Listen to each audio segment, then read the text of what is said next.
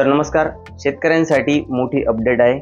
2 लाख रुपयापर्यंत कर्जमाफी इथे जाहीर करण्यात आलेले आजच्या अर्थसंकल्पीय अधिवेशनामध्ये ही घोषणा करण्यात आलेली आहे। मुख्यमंत्री देवेंद्र फडणवीस यांनी ही घोषणा केलेली आहे आणि सोबतच 50,000 रुपये प्रोत्साहनपर सुद्धा अनुदान दिले जाणार आहे शेतकऱ्यांना।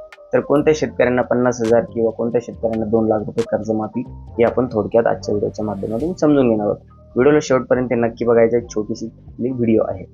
तर बघा, पुण्यश्लोक अहिल्यादेवी होळकर शेतकरी कर्जमाफी या योजनेअंतर्गत 2 लाख रुपये त्या शेतकऱ्यांना माफ केले गेलेले ज्या शेतकऱ्यांनी पीक कर्ज घेतलेले आहे आणि 30 सप्टेंबर 2025 पर्यंत ते थकीत झालेलं असेल।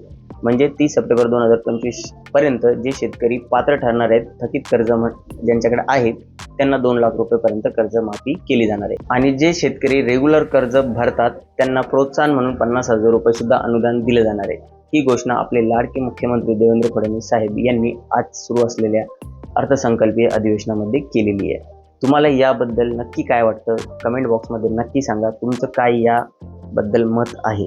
जी काही घोषणा केलेली आहे ती नक्की घोषणाच राहणार आहे की खरोखरच माफ होईल कर्ज, हे आपल्याला बघायला लागणार आहे।